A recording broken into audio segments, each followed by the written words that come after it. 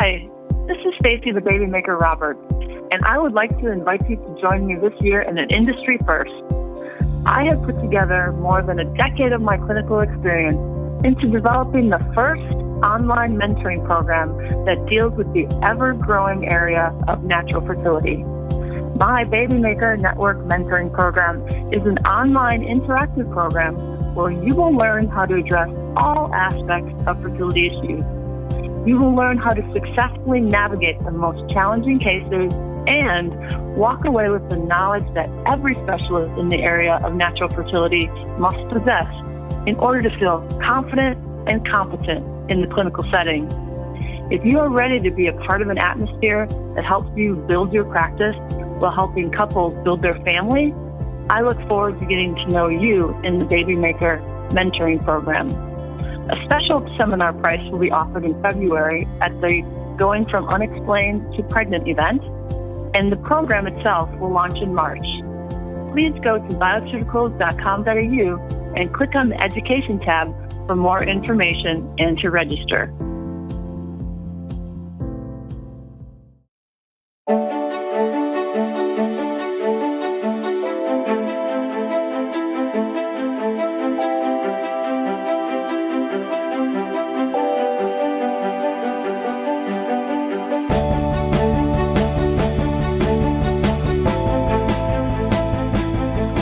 This is FX Medicine, and I'm Andrew Whitfield Cook. And joining me in the studio today is Belinda Reynolds, who's a dietitian with over 15 years' experience in the integrative medicine industry. She's an acclaimed senior educator with bioceuticals who regularly presents to audiences throughout Australia and New Zealand. And she's known for her practical and easy style, bringing complex biochemical processes into an easily digestible format with practical clinical applications. Welcome, Bel. Thank you, Andrew. Great to be here. Belinda, today we're going to be discussing some highly topical issues such as methylation, histamine, SNPs and pyrroles. And we're going to try and shed some light as to the practicalities of treating patients with these disorders, because I think people can get caught up in compounds rather than what happens in the body. So, Belinda, firstly, can you take me through just what are we dealing with here with regards to that thing called methylation? So methylation in itself is a huge area. And I think what people have become very focused on at the moment is the MTHFR SNP, or the single nucleotide polymorphism on the gene that encodes for the MTHFR enzyme. And as a result, we're developing a huge concern over certain supplements. People are moving away from certain things and believing that they're dangerous when potentially that's not so much the case. And we're also, I think, at times losing sight of the big picture. I think that looking at the SNP is certainly warranted, and we definitely need to take it into account when we're looking at our patients. But we need to look beyond this and also analyse the patient to determine how much the presence of that SNP is actually impacting their health, and then treat accordingly. Yeah. I think you said a crucial thing there, and that was the MTHFR is an enzyme. And the whole problem is that people have a gene mutation whereby this enzyme doesn't work. And I think people get caught up on the compounds rather than the enzymes. Yeah, I think that does happen. And there's an idea that if you do have the MTHFR SNP, that you're not producing any of the enzyme at all, which isn't actually the case. There's just simply a reduced expression of that enzyme. So what we need to do is really take a step back and have a look at what else is going on. Yeah. So rather than simply just test for the MTHFR SNP, it's really important to look also at factors that can be impacted by this. So look at homocysteine levels. We know that the function of the MTHFR enzyme is to reduce 5,10-methylene tetrahydrofolate to the active form of folate, which is 5-MTHF. The 5-MTHF acts as a methyl donor, donating a methyl group to homocysteine to convert it to methionine, and that then, as a result, keeps homocysteine levels under control.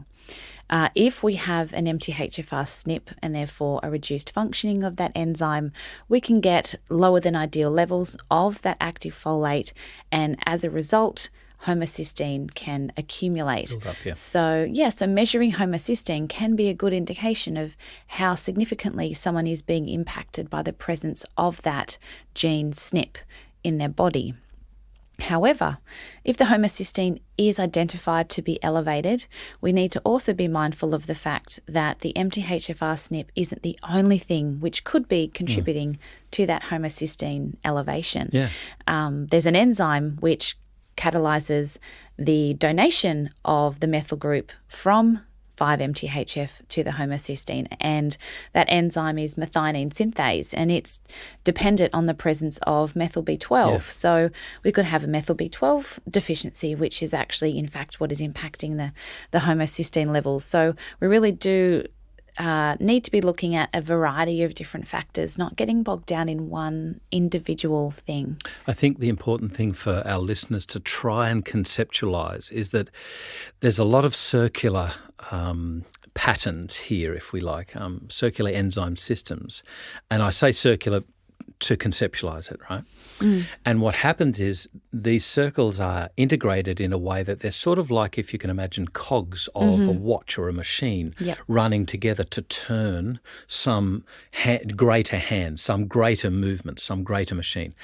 So these intertwine, these work together. It's not one entity. No. It's very often all of the entities. And although you might have a problem with one or more of these enzymes, these nutrients are still, as Bob Buse says famously, they're biological spare parts. And I think this is one of the premises of nutritional medicine, is using these biological spare parts to, at wilds, we need to bluster our way through, and at other wilds, we need to really ease back if there's an issue there. Because some people can say, just use methyl tetrahydrofolate. Well, that can still cause a problem if your cogs aren't working. Is that right? Yeah, so I think there's definitely the idea, and it's quite correct in most situations, that MTHF, which is the actual active form of folate, is the best thing to use for people with an MTHFR SNP. And this makes total sense because what you're putting into the body is a purely active form, and you're bypassing the need for the MTHFR enzyme in one step. So what you have there is active folate, which is able to donate its methyl group onto homocysteine. However, once the MTHF has donated its methyl group to the homocysteine to yield methionine, you have tetrahydrofolate, which then is required to be remethylated to form the 5,10-methylene tetrahydrofolate, which then needs to be reduced again by the MTHFR enzyme before it can become MTHF to ultimately go through that process again. So it's really important that we're aware that although, yes, you are putting the active form of folate into the body, it's only able to perform its functions of donating a methyl group once, and then you're back at the beginning again, and it becomes a similar form to that which your other forms of folate are similar to. So we need to be ensuring that we're supporting all aspects of that folate cycle, not simply just putting in the active form of folate. But when we look at comparing folic acid to folinic acid to MTHF, I think it's definitely correct that MTHF is the superior form, but we also need to be aware of the fact that it's not the be-all and end-all, and we need to be considering, is there enough B12, and do we need to supplement with the methyl B12 if there's a gut issue going on which is impacting someone's ability to absorb their B12 from their diet? Do we need to look at other nutrient levels? So, for example, vitamin B6 is important for the methylation of tetrahydrofolate to yield the 5,10-methylene tetrahydrofolate. We also need to ensure that we have sufficient levels of vitamin B2 because MTHFR function is reliant on vitamin B2. So if we're ensuring that there's a good nutritional status, overall, we're going to assist that folate cycle in its ability to continue to turn. And it's interesting when you mentioned we really need to look at enzymes because so many enzymes in the body rely on sufficient zinc, sufficient magnesium, B6, also selenium. So we need to make sure that all of those essential cofactors are available so that our enzymes are functioning. We need to make sure that we don't have a buildup of potentially toxic heavy metals in the body, which can push cofactors like zinc out of their enzyme. That's right. And replace them, like binding to the thiol group in that enzyme and efficiently destroying the functioning of that enzyme. So mercury and copper, it's some cadmium. Cadmium are some really good examples of that. So when we're looking at somebody who appears to have issues with their methylation, who has elevations in homocysteine, are expressing symptoms of this undermethylation or elevated histamine type mood disorders or other functional problems, we need to not just be looking at the one nutrient, although yes, you'll likely get a very good improvement in their symptoms with that nutrient. But if we're going to really look at addressing their health overall, we need to be addressing multiple factors which could be contributing to their ill health. So I want to take this to a population sort of arena, if you like, and concentrating on three issues that are commonly associated with folate problems. And first one is cardiovascular disease with homocysteine. Second one is the poster child, if you like, of folate or folic acid supplementation, and that's protection against neural tube defects. The other one is a very controversial one, and that's a potentially raised incidence in cancers, now especially bowel cancer. Very controversial and not proven, and not in all studies. Otherwise, they would cease folate supplementation overnight. So the first one is cardiovascular disease. And there was a very good study, I think it was around about 2005, 2006, that showed in somebody who has stable angina, forgive me if this is wrong, I'm trying to remember, but in somebody who has pre-existing cardiovascular disease, lowering the homocysteine is not going to help them. And the basic analogy for that is similarly, if you already have somebody with a cleft palate, giving them folic acid is not going to get rid of that cleft palate. The damage is done. The horse has bolted. So in that instance where there's already pre-existing disease, homocysteine becomes a marker that something is wrong rather than a target for somebody to head to lowering. It's not going to help them. The cleft palate issue was, getting back onto that, is protection, not treatment. That's an obvious one. But then moving over from that is the wholesale supplementation, at least in Australia, certain other countries as well, with all breads being fortified with folic acid except organic breads. And then there was a couple of controversial studies showing that there might be an increased risk of cancer. But if that was so glaringly obvious, we wouldn't be doing it. So is it only in those subpopulations who have a gene SNP? And is it like if people are purporting that at minimum 30% of the population's got a gene SNP, it can't be 30% of the population that's getting cancers. So how big is that issue?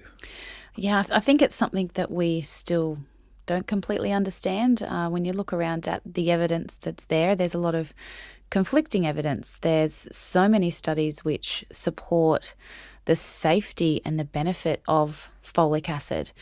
When we did start fortifying foods with folic acid, we did see a reduction in the incidence of spinal tube defects, and that was a really positive outcome. What we're starting to see now, though, however, is the potential that overconsumption of these foods together with supplementation of folic acid is potentially contributing to some imbalances in the system. And I guess it's that whole idea that too much of a good thing isn't necessarily a good thing. on its own. Yeah. So it's an example of one of those things where we've looked at one nutrient and decided that that's going to solve our problem, and we've suddenly just started fortifying foods and supplementing people with that one nutrient rather than paying attention to what's going on as a whole. And I think when we've looked at studies that show a greater incidence of certain conditions based on a high intake of foods that are fortified with folic acid, what really is the issue there? Is it the folic acid in itself, or is it the types of foods that they're consuming? The foods that are rich in folic acid are generally highly processed, often stripped of their nutritional value, and they're taking up space in the diet which may otherwise be filled with natural folate-rich foods. So folic acid is synthetic. There's no folic acid which exists naturally in our food sources. So it's an artificial form of folate which has been added into our food supply. And potentially there's the theory that it's competing for uptake into the cells against the natural folates that do exist in our food and are more easily utilised. So I think, again, we need to take a step back and look at that big picture. Yep. and understand what really is the problem. Is it the consumption of the wrong types of foods? That's right. Is it too much of one particular nutrient without us providing all of the other nutrients which support its function in the body and keep those cogs turning? So, I think it's something that there's more research that needs to be done. We need to gain a better understanding of what is happening. But what we really need to do right now is, again, look at that big picture and get back to the very basics. Talking on that point of, how do we metabolize homocysteine? How do we affect its level?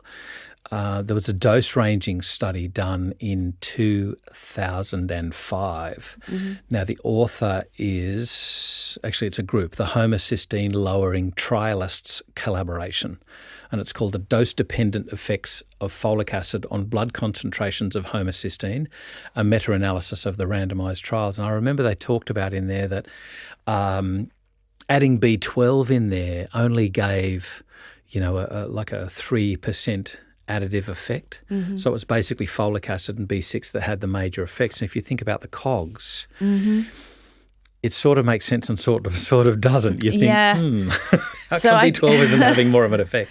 So B6 is actually involved in a few different steps there. So not only is it involved in the assisting in the activation of folate, but it's also involved in the transsulfuration pathway as well. So and that's what gets rid of the compounds, if you like, out of the cycle and helps it to actually be turned into a quote-unquote antioxidant, glutathione. Yep. Yeah, so and serine plays an important role there too. So, I guess it's a matter of what that population were more deficient in too. I guess they could have been a population who were more deficient in B6 than they were in B12.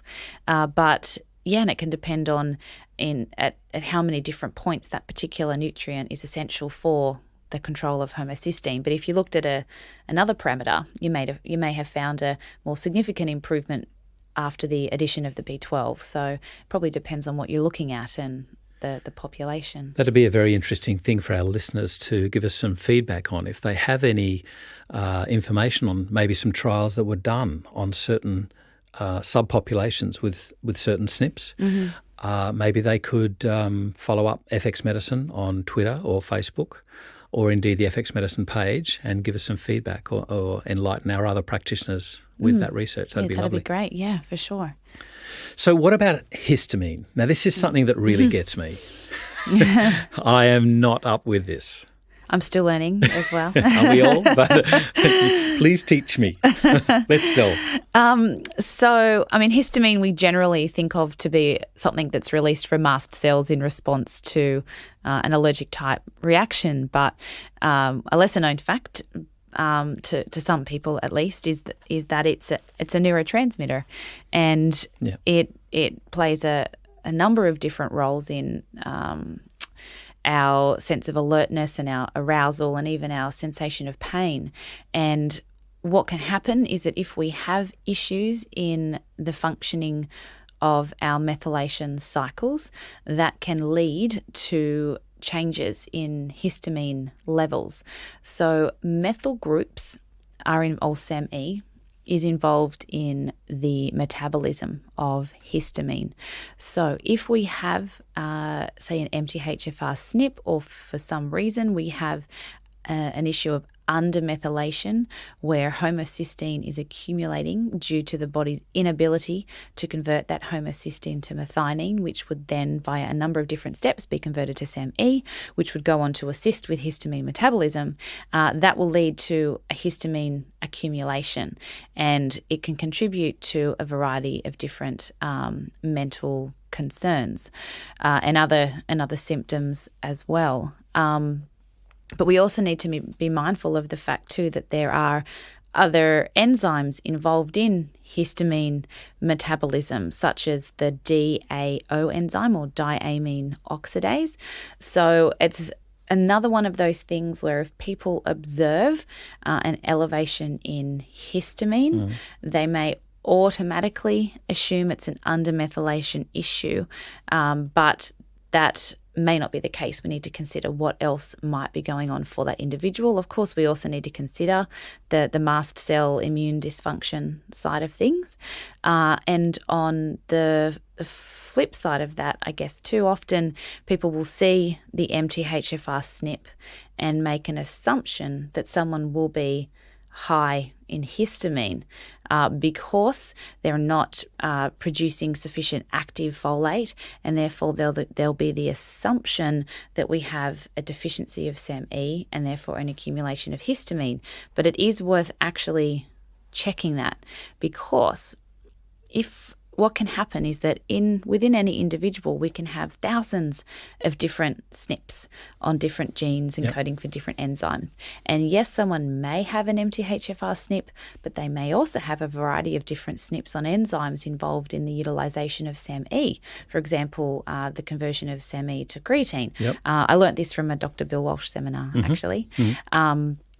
And what he was discussing was the fact that there then is a push and pull between the SNPs. So we've got an issue where, yes, there's something which would suggest an undermethylation issue on one side, but there's a number of other SNPs which are actually contributing to potential issues with overmethylation on the other side. So someone could have the MTHFR SNP but still be an overmethylator because what SAMe that is being produced isn't being efficiently utilized and is accumulating and contributing to different problems, such as the over-metabolism of histamine, which causes that to drop. But then you're actually getting a depletion of, or a reduced production of creatine, for example. Right. So there's a broad variety of different responses you can get based on what combination of SNPs you have occurring in your body. On the other hand, if you were to only look at histamine and you saw that histamine was low, you may think, oh, that person's an overmethylator. I better not give them any SAMe, or I better not give them any methylfolate because that could create a problem. But copper is also involved in histamine metabolism. So it could be a copper excess, which is contributing to that low level of histamine. And we know copper excess to be a common culprit in a lot of mood and anxiety type concerns. Copper can actually bind to the GABA receptor and act as an antagonist there. That's why providing lots of zinc is great, because it can displace copper from that receptor and enhance GABA functioning.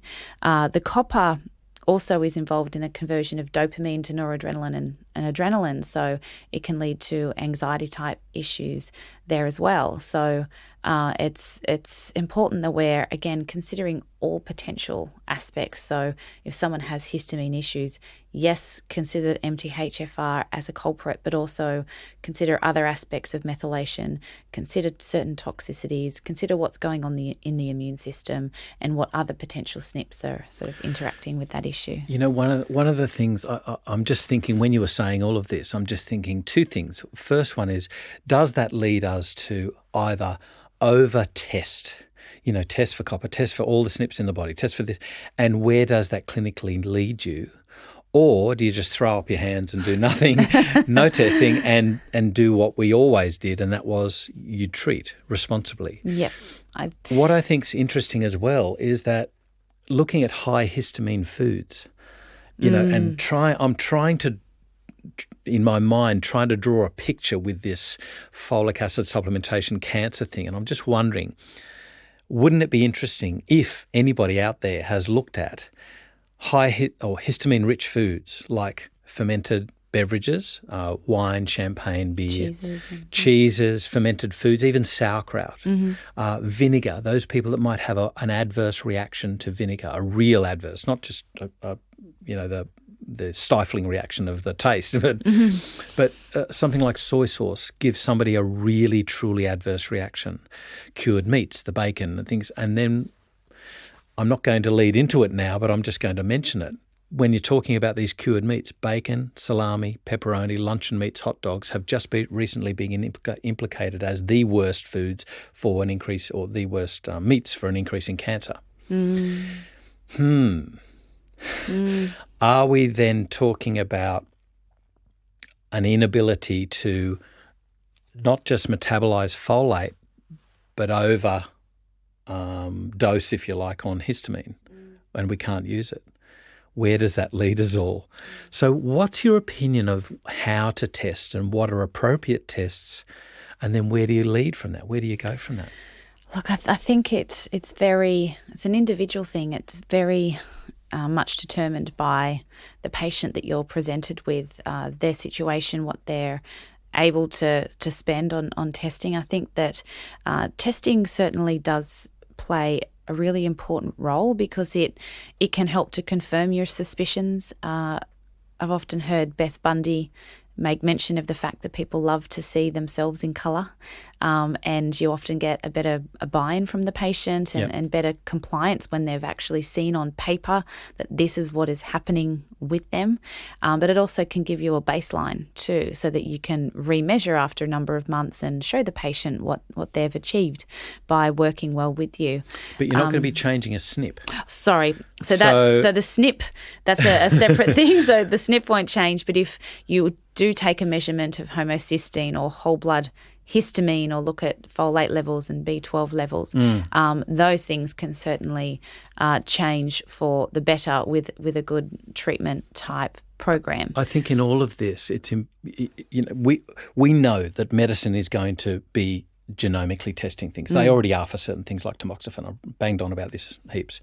There's certain other things certain other SNPs where they're looking at mainly CYP enzyme interactions, where they're looking at personalised medicine for drugs. That's going to be a fact in medicine. And so I think it can give any practitioner an idea of what is there. Then you have to take, okay, what's going to be my treatment and my management of that, and how am I going to measure that objectively now as a baseline and in the future to address change? Yes, and I think to take it on just as one part of your process of diagnosis and determining what sort of intervention, because how the patient is presenting is one of the best ways to really give an indication of what needs to be addressed, and simply talking with them and finding out what issues are the biggest concern for them. It can help give you an idea of what aspect of their health that you need to prioritise. But it's also important too that people themselves don't get fearful of seeing these genetic SNPs that they have. I think people think, I have MTHFR, I'm going to get cancers, I'm at a greater risk of all of these terrible diseases. And it's important that we're also educating the patients well to help them understand that this is just giving us an indication of how best to proceed with your particular case. And, everyone has different SNPs within their body that can potentially increase their risk of different illnesses. But the most important things is the epigenetic factors and what our diet and our lifestyle is doing to influence the expression of different genes in our body. So it's important that we're focusing more on the dietary, the intervention, the lifestyle changes, more so than getting bogged down and fearful of the presence of any particular gene issue. Bill, I've got to say you're awesome. Thank you so much for taking all of our listeners through that, because you really clear so much up for me. Yeah, and it's an area that's our knowledge is growing still. So I know that I definitely have more learning to do. I think we all do. We all do. But it's definitely an interesting topic to discuss. I've often said anybody who thinks they know everything about a subject, please hang up your shingle and go and do something else. You've just turned arrogant. This all is changing. Yeah. We're learning more and more each day. Let's go on to another topical point, and that is pyrroles. Mm-hmm. And this ties into this methylation issue, but it's got some particular attributes on its own. What are we talking about here?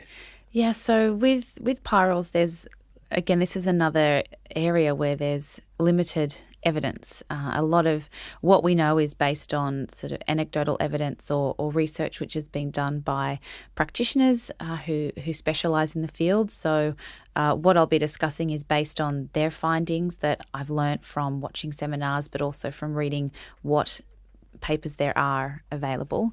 But what it seems is that what pyrroles or hydroxyhemopyrrolin is something which is produced by the body naturally, but due to potentially a gene SNP or due to a lot of oxidative stress in the body, there's a greater production of that. It is normally released within the bile into the gut.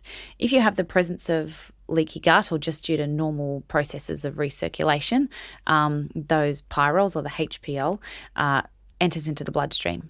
It's quite efficiently excreted by the kidneys. So the pyrroles themselves don't really create a huge issue. The problems associated with high pyrroles and the conditions which tend to stem from it occur due to the fact that the pyrroles in the blood or in the body bind zinc and vitamin B6, and as they're excreted via the kidneys in the urine, they're taking that zinc and that B6 with them. Therefore, the higher the pyrroles in the body, the higher the pyrroles in the urine, the greater the loss of zinc and the greater the loss of B6. The issue is that zinc plays an important role in gastrointestinal integrity. So as more zinc is lost, gastrointestinal integrity is further diminished. You get a greater reabsorption of the pyrroles. Pyrrole levels go up, excretion of the pyrroles go up, zinc loss goes up, and it becomes quite a nasty self-perpetuating cycle. We know that a good amount of zinc is important to protect against copper toxicity. So what you can potentially develop is elevated levels of copper, which compromise healthy GABA functioning, which result in greater production of noradrenaline and adrenaline, and low dopamine. Zinc is essential then not only for protecting against that copper accumulation, but it's also an important promoter of brain-derived neurotrophic factor, which protects our serotonergic neurons from damage and assists with neuroplasticity. So you're also contributing to a greater risk of depression and cognitive decline if this is allowed to persist over a long period of time. Further to that, the deficiency of B6 can impact your healthy methylation, but B6 is also important for healthy GABA synthesis. So as you can start to understand is that what will end up happening as a result of these high pyrroles, we get a lot of the potential for the development of anxious type disorders, an inability to relax and calm down after a stressful event, potentially depression, potentially long-term cognitive decline. But due to the importance of zinc for the immune system, for gut integrity, we can get immune dysfunction. Because of B6 role in healthy methylation, we can get methylation problems. And down the track, that could also potentially even contribute to estrogen dominant type problems. We know that zinc deficiency can contribute to elevated aromatase activity, which can lead to a greater buildup in estrogen. We often see high copper with high estrogen, and we also know that estrogen is metabolized to a degree via the methylation pathways. So, and in addition to that, if we have, say, dysbiosis in the gut occurring at the same time as this pyrrole issue, you'll get a greater production of beta-glucuronidase, which can actually cleave estrogen from its conjugate in the bowel. That combined with the leaky gut, which is commonly associated with pyrroles, sees free estrogen re-entering into the circulation. Further to that, you have an increased passage of LPS, which initiate inflammation. That pushes up aromatase activity and contributes to sort of systemic inflammatory issues, which activate the HPA axis, and you actually get quite a messy situation. And the normal proliferative actions of estrogen, which, as you know, if you have a long or prolonged non-cyclical level, or that's probably an incorrect term, an increased circulating level of estrogens without getting rid of them, then you have that additive proliferative action which can lead to cancers. So it just folic acid cancers. Yeah, it just you really start to see how it all interacts, and no matter what situation you're dealing with, you do need to consider methylation. We do need to make sure that that process is functioning properly. But MTHF, yes, is probably the best form of folate that we can give generally, and your methyl B12 is probably the best form of B12 you can give. B6 is absolutely essential there as well. We can't forget B6's importance. Yep. You mentioned the homocysteine study earlier, that B6 had a more significant impact on returning homocysteine levels to normal than the B12 did. But we also need to consider the zinc. We need to consider our gut health. We need to ensure the absence of dysbiosis. We need to be encouraging people to take part in mindfulness and meditation and gratitude in order to try and actively pull themselves out of that sympathetic, dominant type state. So absolutely. It doesn't matter what issue you're talking about. And wasting of minerals. Yeah. Rather than being esoteric about lovely feelings, I'm always thinking about it on a biochemical level. If you're increasing stress hormones in your body, you're weeing out minerals and B vitamins with them. And magnesium and Yeah. So what I think's interesting though is looking at the Australian Bureau of Statistics, and this was for something that I did quite separate for this. I was just very interested in following this up. So this is the Australian Bureau of Statistics, ABS, Australian Health Survey, usual nutrient intakes 2011 to 2012. And I picked out just a few graphs of zinc, B6, magnesium and iron. And iron, we know, it's a real issue. Around about 8% of people don't have enough iron. Usually women show up as being more deficient as men because men don't have a physiological way of getting rid of iron. And the only reason that women do is because they menstruate. So snapshot of iron, just because I mentioned it, is if you look at the graph, you see that it's an issue up until really when menstruation ceases, and then it's no issue. That's iron out of the way. But the big ones I see here are zinc, B6 and magnesium, and the graphs are huge, and they just have an upward trend from childhood into adulthood. More males are zinc deficient than females. More females are B6 deficient than males. But males and females are both highly deficient in magnesium. This is just a hugely disproportionate amount of people in Australia who aren't getting enough of these extremely basic components that run 200, 300 enzymes in our body.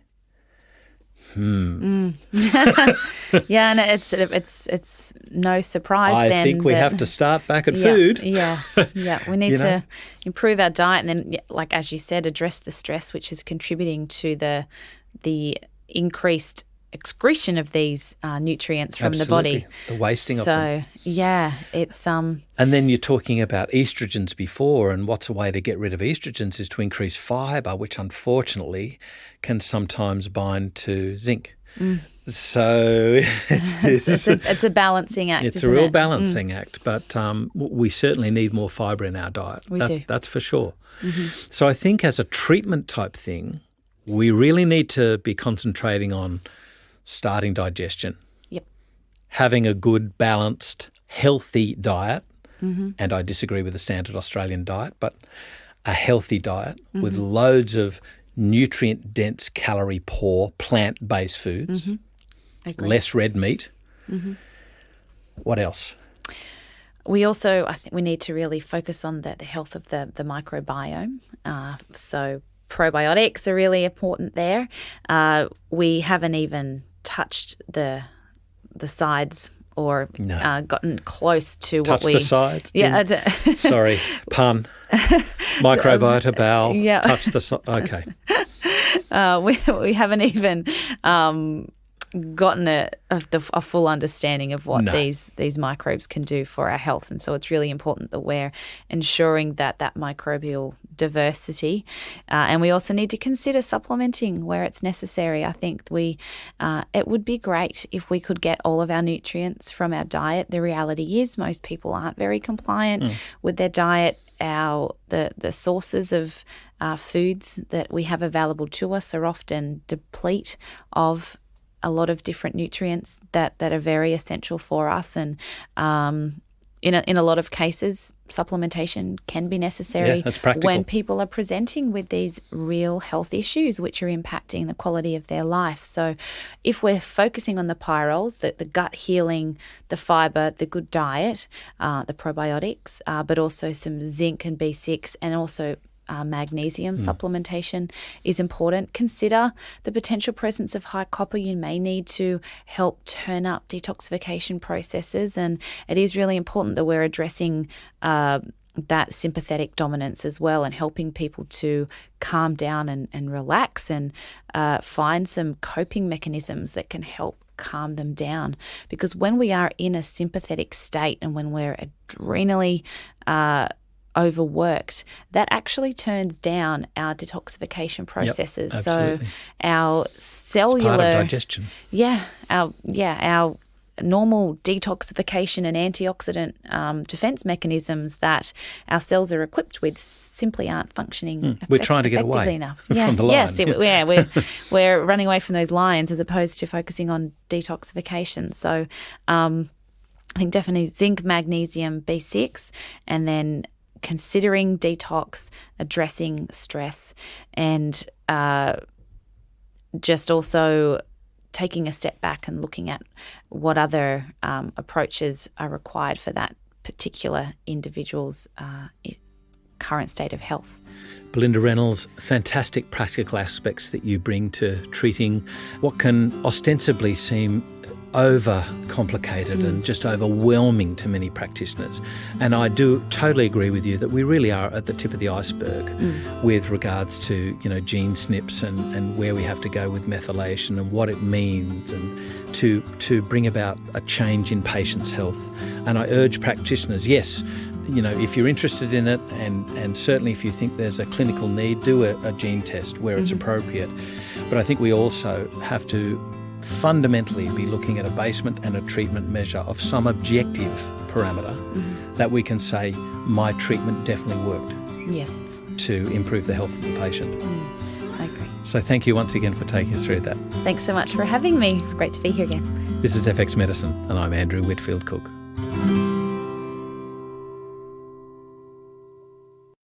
As the functional approach to medicine continues to evolve, we are now witnessing the emergence of a powerful systems-orientated model capable of addressing the healthcare needs of the 21st century. In April 2016, Bioceuticals will be holding the 4th Bioceuticals Research Symposium to provide healthcare professionals with leading, cutting-edge research highlighting the future of integrative and functional medicine. We've chosen the world's leading functional medicine experts to show you how they integrate the explosion of research with the latest in genetic science, nutrition, and metabolic medicine. For more information, please visit the Bioceuticals website at bioceuticals.com.au. If you've enjoyed what you've heard today on FX Medicine, please engage with us and let us know what further topics you'd like us to cover. You can get in contact with us through our website, fxmedicine.com.au, or look for FX Medicine in your favourite social media platform. You can also rate and review us on iTunes, and we'd really like to thank those who have already rated us. It's through your continued support that enables us to bring you current, complex and relevant topics to enhance your practice of natural medicine.